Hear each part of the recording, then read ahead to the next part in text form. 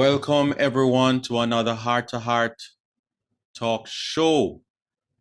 Heart to Heart talk show has been aired since 2020. The Heart to Heart talk show is geared towards issues of faith, issues of family, issues of fun, issues of finance. We have delved into many subject areas. Some may have described it as controversial in some quarters. It has certainly been riveting, some of the things that we have discussed here on the Heart to Heart talk show. We continue to be that Christian journalism program that looks at the wide issues affecting our lives, moral shaping of our been riveting society. We have looked at issues of the family, the marriage, how the marriage operates, how the marriage can be made better. We have looked at issues of governance. We have looked at medical issues over the years. Here at the Heart to Heart talk show, we have sponsored many persons. We have spent hundreds of thousands of dollars here at the Heart to Heart talk show to sponsor various scholarships through our kind listeners. We thank the over 3,000 subscribers who have followed our program and stayed tuned to the issues of faith, family, finances, fitness, fun. We have a serious issue tonight. While the world is singing about a fat man coming down a chimney in a red suit, we Jamaicans say, Santa Claus, have you ever been to the ghetto? It's not the reality of us here in the tropics. It's too hot for Santa to fit into the suit. We have serious issues that we're choosing to deal with, as this perhaps is our final program for the year. Why are we focusing on this serious issue at a time when everybody talking about sorrel and ham and Christmas cake and old time Christmas and the merry making is going on? We love that. We have no issues with that. But there is a pressing issue that's happening. Something is happening, eating away. There's an undercurrent. The late Hugh Crosskill, journalist, says the seething underbelly of criminality in Jamaica. There is something that is eating away at society, and we must address that issue tonight. What is that issue? That issue is an issue of the war on gender and identity in the Jamaican education system. We must address that tonight. The issue of the war on gender and identity within the Jamaican education system. Who better to have with us than the president of the Jamaica Teachers Association, Mr. Leighton Johnson. And we'll introduce him and have him on screen shortly. This program follows on our previous program where we talked about the Samoa Agreement, a multi-billion-dollar agreement that Jamaica has refused to sign based on the Jamaican Coalition for a Healthy Society has raised an objection to the signing of the Samoa Agreement based on the ambiguity in the terms of gender rights and the suggestion that once you sign, then you have to advocate for the LGBTQIA++ community, and it's a legally binding document. And once you do that, you can't discriminate. We hear the talks about hate speech. We see the narrative happening in the Jamaican schools. We see bathroom signs being changed. We hear about gender neutral language. So much to talk about tonight in a short time. Welcome to the program, Mr. Leighton Johnson of the Jamaica Teachers Association. Thank you so much, Mr. Morgan. Thanks for having me on such what I call an important topic during this festive season. Yes. It's really my pleasure to be here. Thank you, sir. Serious issues happening, and we want to get straight into it. Comprehensive sexual education curriculum. That's a part of this, the suggestion from the EU that Jamaica must have in place a comprehensive curriculum. We tried it before in 2012. There was a vehement uprising among society about aspects of this curriculum. I digged and went as far as back as 2008, went on a website and saw some shocking stuff. The Jamaica guidelines shaped by the CECOS. For those of you who don't know, the CECOS is an American group, a non-profit group, a powerful group dealing with sexuality, information, CECOS, right, formed by Mary Calderon. And they have an interesting agenda, Sir Leighton. They look at the idea that comprehensive sexual education is a means of building a foundation for a long-term culture shift that will impact all levels of society, causing gender and racial equity. It deals with dismantling systems of power and oppression, hinting the church, which perpetuate disparate sexual reproductive health incomes and incubate stigma, shame around sex, sexuality, and sexual orientation. So they're geared towards dismantling all those things. What are your thoughts on comprehensive sexual education? Is it possible, and how do we treat it?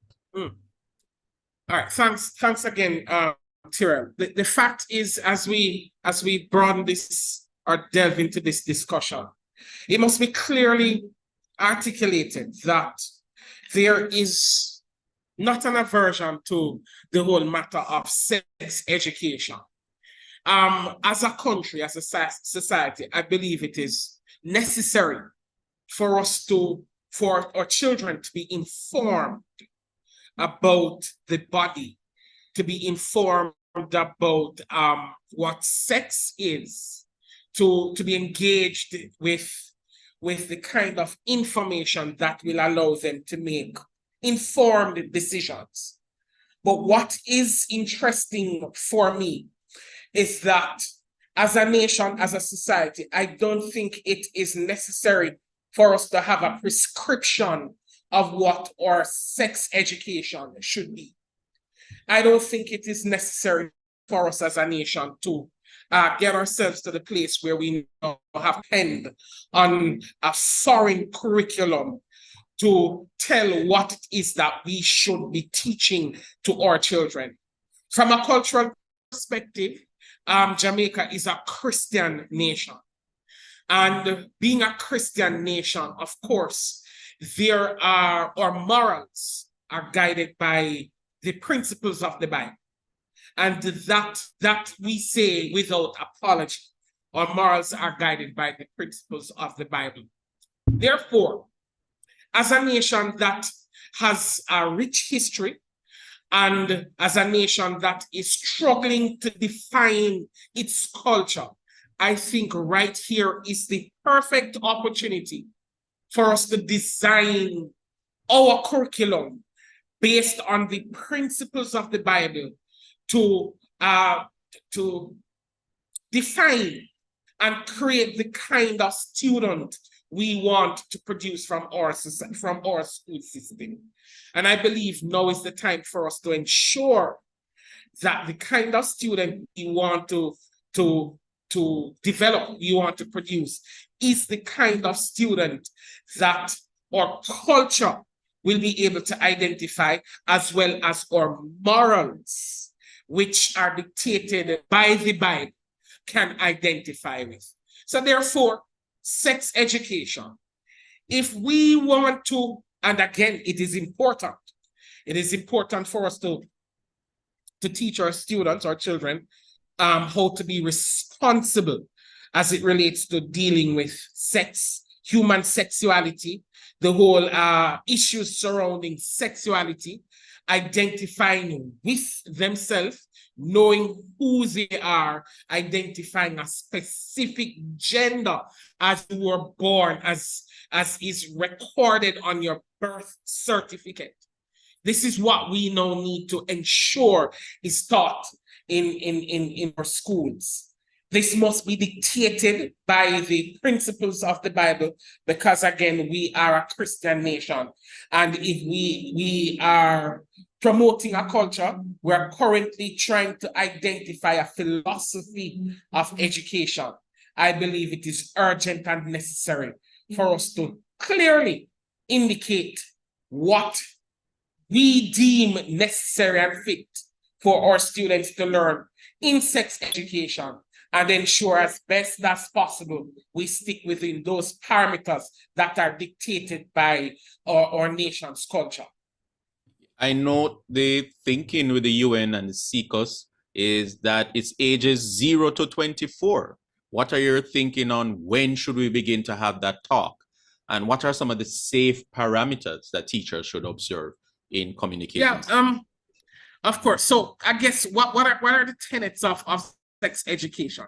I believe, of course, from the moment a child enters school, he or she must be able to identify the body parts. One must be able to identify the male gamete, the female hormone, the male organ, the female organ. One must be able to be in a position to clearly understand that this is the distinction between gender. So from the inception, the moment a child enters school at the kindergarten level, he or she must be taught this kind of sexuality, identification of what makes you male, what makes you female. Of course, as the child progresses through the grades, then different aspects of human sexuality ought to be exposed to that. Of course, they will be exposed to the different changes that the human body will go through. What happens at puberty, what happens to the male, what happens to the female. When facial hair or hair around the pubic area starts to develop, that kind of thing. At an age when the female now is able to produce eggs and start seeing her menstrual cycle. This now is something that must be taught to our children. However, it is done in stages. So what we expect between the ages of preschool, infant school, as opposed to what takes place in the secondary school as well as tertiary institutions, must be guided by our curriculum.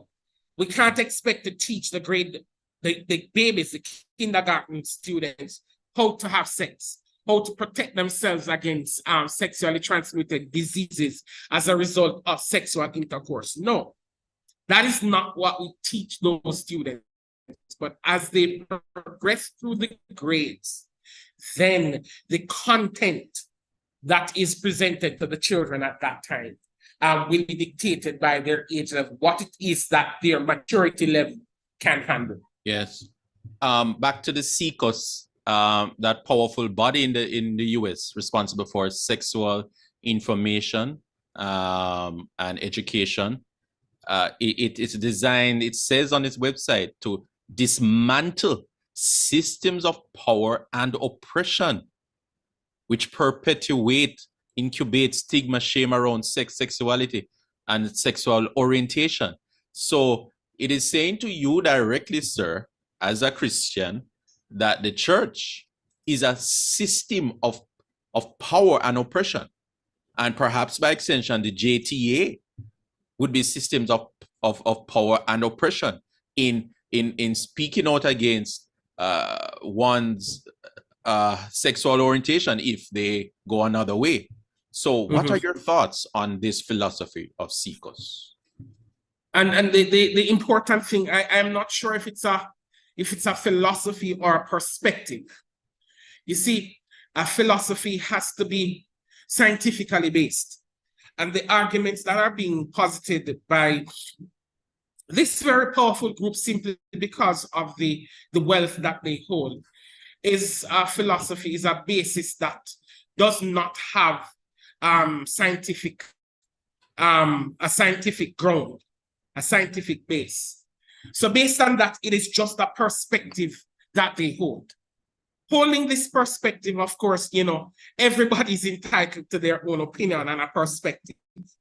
Our perspective as Christians, as educators, as a Christian country, there is no differentiation. There is no noose around our neck. There is no stigmatism or no slavery being promoted in what we believe in. The fact is, the Bible is clear. You are born either male or female. And that is what, as Christians, we identify with. Of course, with the evolution of science, or with the advancement in science, man has dabbled with human beings and they are able to change some features, only some features. However, it still remains, for the continuity of life, it requires male and female. And if you as an individual feel the need to do a switch to become the other gender, you are unable to contribute to the continuation of life.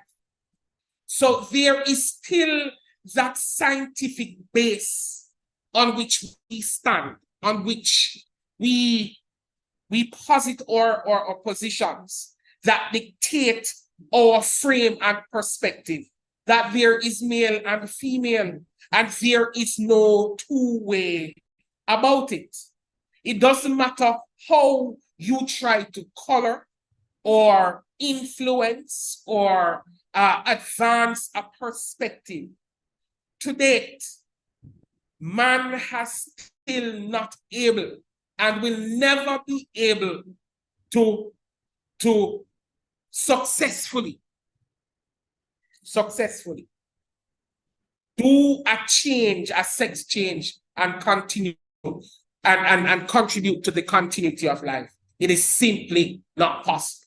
So with that being said, with the church, those who are Christians, the Jamaica Teachers Association that continues to promote the lifestyle that is identified and defined by the Bible, I don't think we are being held hostage by this moral principle. As the head of the JTA, the most powerful body in Jamaica, teachers are the most powerful body. You are the ones that shape the destiny. Your thermometer must be out. What is happening in our schools? Is there a war on gender and identity? Are people gender bending? What's happening? I don't think there is a war on the whole matter of gender identity just yet. However, on the basis that this remains a current and topical issue, on the basis that this is a matter that is confronting us as global citizens, it is something that as a nation we now have to take seriously. What I do know is that, of course, there are students and, you know, there are individuals within our schools who would want to promote an alternative lifestyle. There are those who would want to promote this kind of living. But then, on the basis that our schools, they are predominantly, for the most part, church-run institutions that have been governed by churches, schools that have been founded by churches. And again, I just segue to indicate that the genesis of free education in Jamaica was started by the church. And the fact is, the church sought to teach, of course, ensure that the people of our country, the Black people of our country, were numerate and literate and had a moral compass. They were able to be taught the morals of the Bible and the Christian principles. Having said that, of course, there are those who are, enthused. They believe that this is a space now for us to engage the conversation, for us to test the temperature of our system to see exactly what our response is. As I indicated, there are individuals within our spaces, within schools, that have dabbled in or have chosen alternative lifestyles. But then the school rules are clear.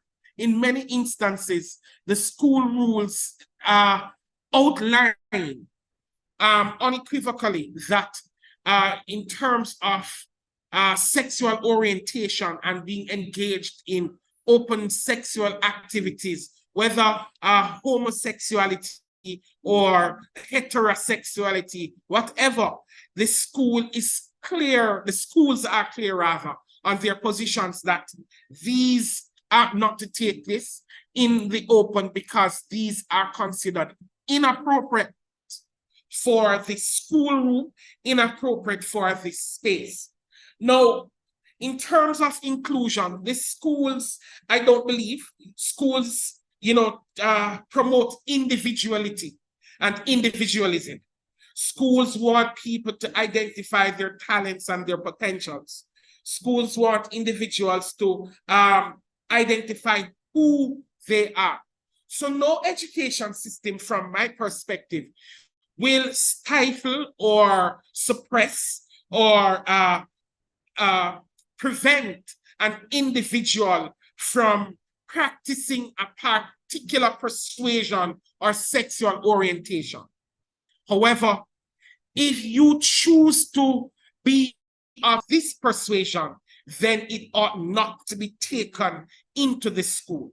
So therefore, schools treat this kind of orientation pretty much the same way, whether heterosexual, bisexual, homosexual, any form of sexual conduct on the school compound.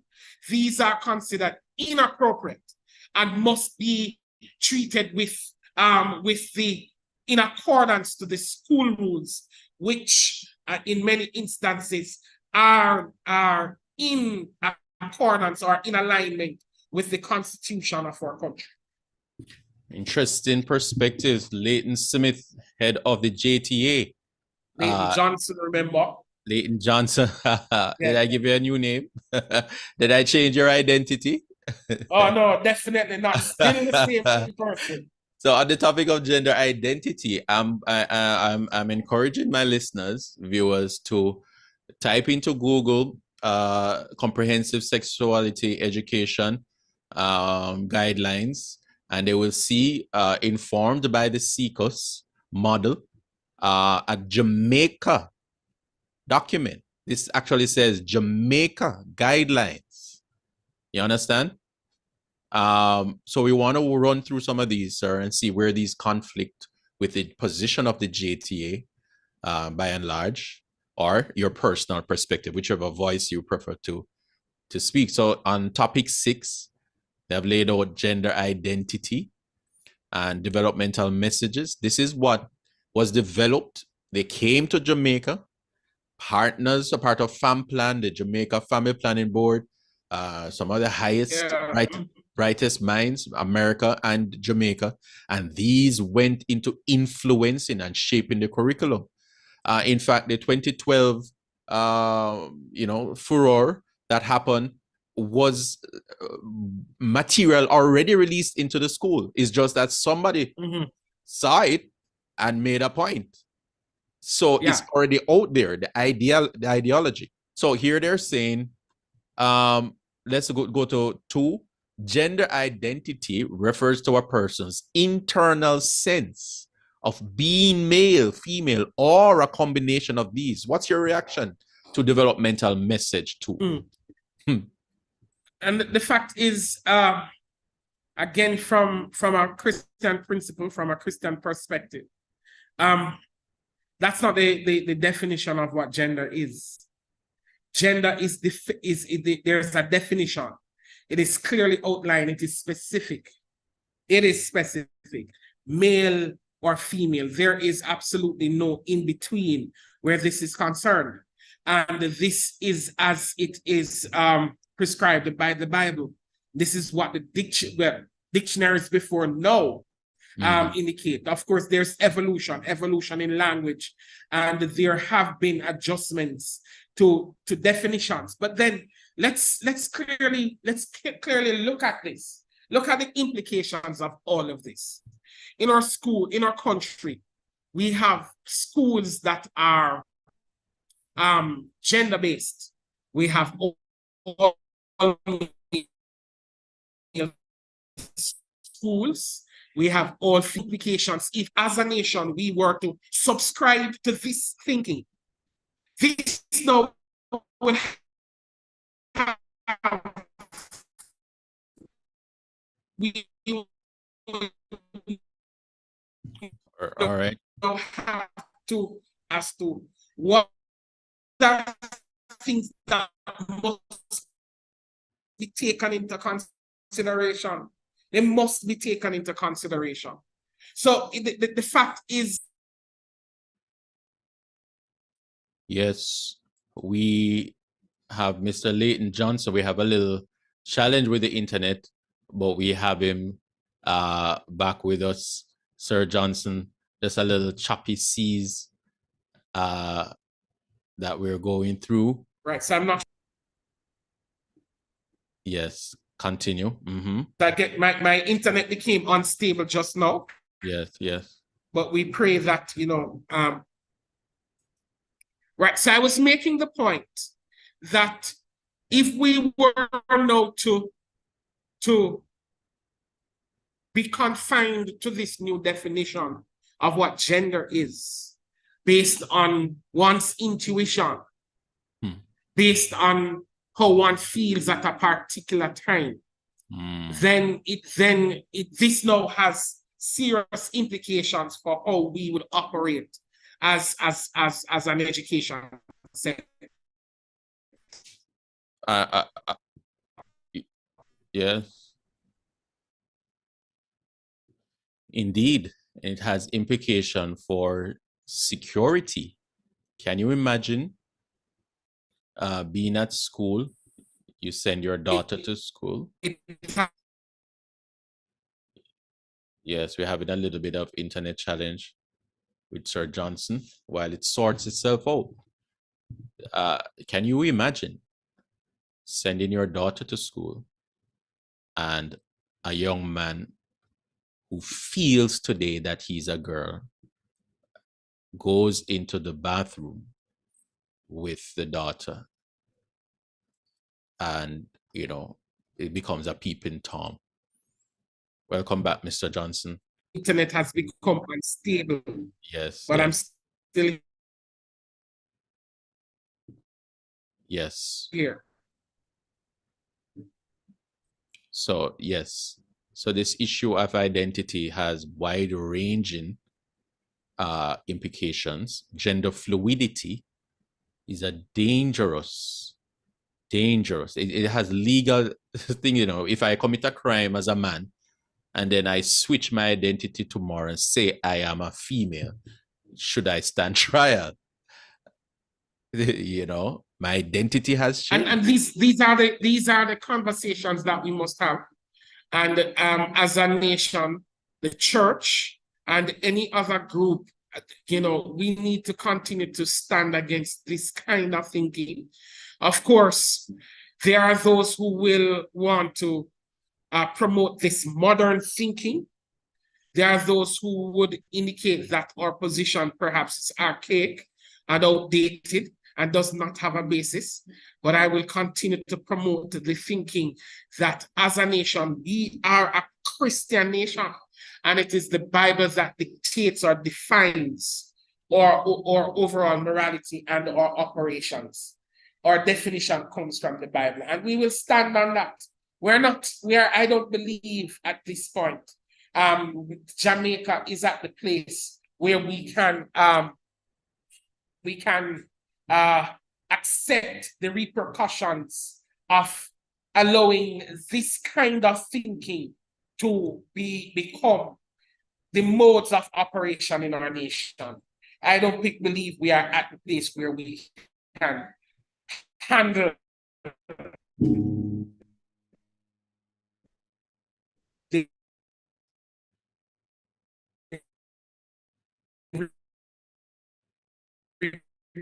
repercussions Yes, yes, office.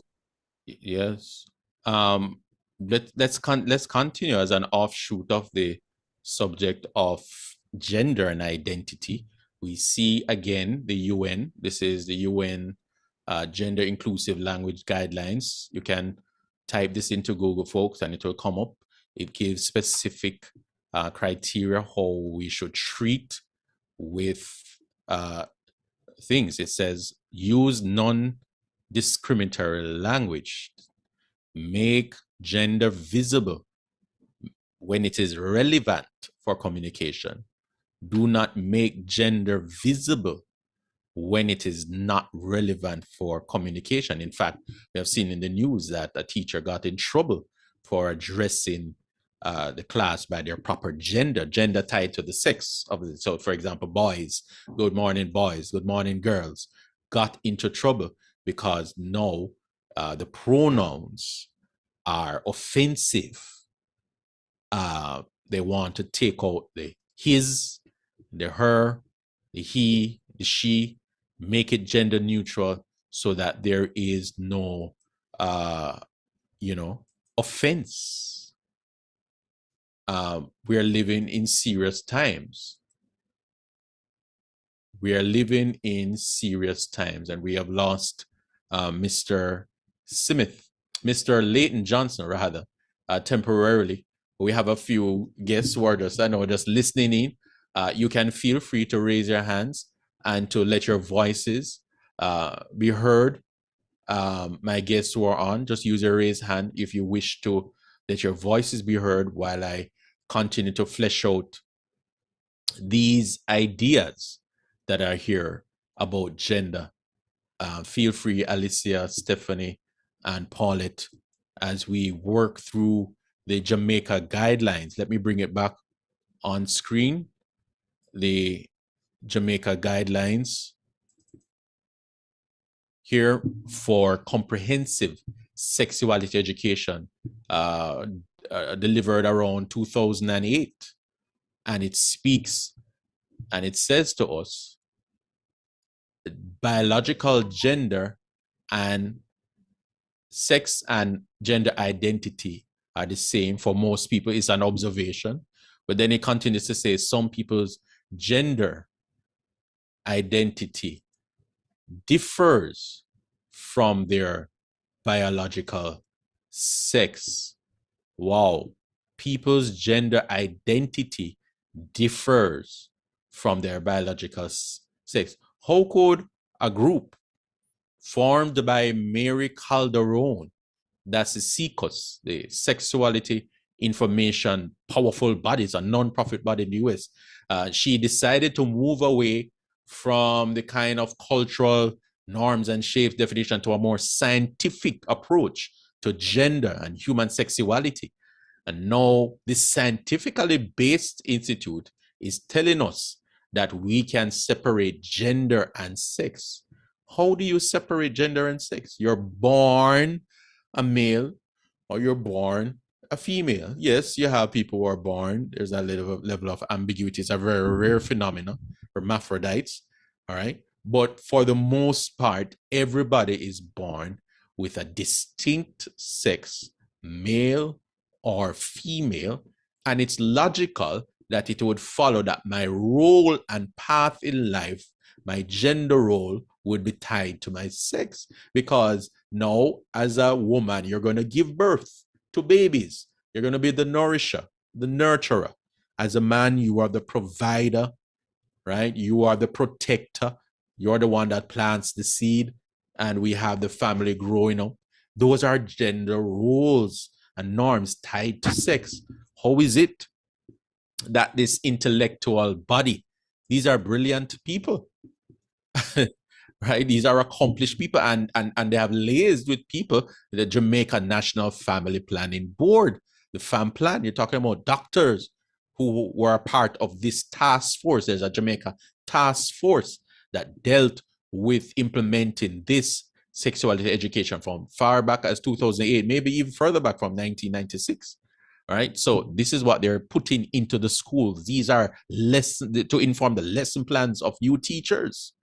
Right. And they're saying transgender describes people whose internal sense of gender doesn't match what society expects of them based on their genitals and chromosomes. Right.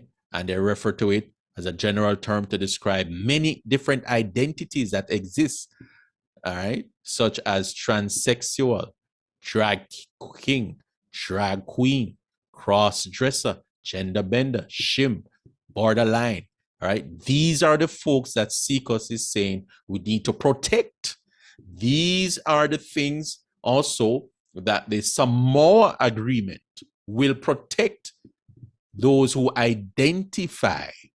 And this is what they're saying now. This generalization, all societies and cultures have transgender individuals. Says who? Where is the science? Where are the stats that every single country has people who switch their gender out? Right? So we want to ask that conversation. Ask your daughters, what would you do if, especially in North America, if a boy enters the bathroom while you're in there and says he's a girl? How would you react? How would you feel? All right. So we need to ask those questions. Who is protecting our children? Who is protecting our boys and our girls? All right. It's a very serious subject. We may be rejoined by Leighton Johnson, or if not, we will continue this dialogue. We will continue this focus on these issues that we have, the issue of the war on gender and identity. Whose voice is the loudest in the room? Let's pay attention to the United Nations and their language. They're the ones shaping and pushing this narrative. Here it is on the United Nations site, unfe.org, definitions. They have released some definitions. That LGBT stands for lesbian, gay, bisexual, and transgender. All right. And they're saying different cultures use these terms to describe people who have same-sex relationships or who exhibit non-binary gender identities. And you can see it there, two-spirit and all of those things. So just to note for those who may have heard the term non-binary, all right? The term binary refers to two connected things, binary. All right. So in the non-binary, into interdependent things. So now in the non-binary concept, they are now going against that opposite. So in the binary concept, you're either born male or female. See, two, they're interconnected, either or. So in the non-binary or the gender fluidity movement, they're saying, no, you're not born male or female. You're born whatever you feel like. You identify today as asexual. You identify as pansexual, right? And you see the other terms there, two-spirit and some strange terms that are there, all right? That the UN has endorsed at the highest level. And they refer to intersex, people born with physical, biological sex characteristics such as sexual anatomy, reproductive organs, hormonal patterns which do not fit the typical definitions of male or female. They're saying intersex can have any sexual orientation, gender identity. So when you hear about LGBT, lesbian, gay, bisexual, queer, transsexual, and intersex. And now they have added to this AA, plus. So you can, it is unlimited, infinite in terms of how people are evolving, redefining themselves, bolstered and enshrined by these large, powerful groups, United Nations. They're standing behind these things. Look at what they say about gender identity on the UN website. It reflects a deeply felt and experienced sense of one's own gender. Is it so that your identity as in your gender is a felt experience? It's not a felt experience. It is a pragmatic experience that you're born. Men are born with penis. Women are born with a vagina. That is not a felt experience. That is a pragmatic experience. And so that's why they're paying thousands of dollars to the plastic surgeons to take off those organs and to put other organs. Can you see the confusion? Can you see the destruction? Can you see the degradation of society when men begin to act like women, right? Even in our very churches, we have this situation where men begin to act like women. They spend so much time around the women, they begin to talk like them, begin to do their gesticulations like them, walk like them. I've seen it so many times. Men who have been womanized, effeminate, and that the Bible speaks about it as a work of the flesh. All right. So these things, when you bolster these things through laws and curriculum, you are destroying society. So the word out for our teachers, especially the Christian teachers, is that you are vanguards, you are guardians of the minds and the destiny of our children and ultimately society. The fate of society hangs in the balance with our teachers and our parents, the ones that are filtering truth. What are you saying to your children? And it may come a time that teachers may have to decide between being employed and unemployed based on the direction of society. Because if the United Nations is endorsing these things, and now we're hearing in Jamaica about hate speech now is a buzzword. What does hate speech mean? Hate speech will mean ultimately that you cannot speak against the LGBTQT. It ultimately means that programs like mine will be scrapped, blocked by the robots. They have bots, software bots that go to block programs on YouTube, right? They will block, take off these programs, may be arrested, may lose my job because of the agenda. Wow. We are sorry that we couldn't get back Mr. Leighton Johnson, but I believe we got fulsome enough thought and position from the JTA that there is no compromise on the issue of gender and identity within Jamaican education system. The teachers, led by Mr. Leighton Johnson, is standing strong against the LGBTQ agenda, and they are saying, no way. As one prime minister says, not in my cabinet. Teachers, rise up, defend identity, defend this classroom, defend the last territory of morality in our youth. We thank you tonight for coming to the Heart to Heart Talk Show. We thank you for spending the year with us, and we pray that your mind will be awakened, that you will prayerfully look at this issue as we continue the dialogue at another time and in another space. The Lord bless you.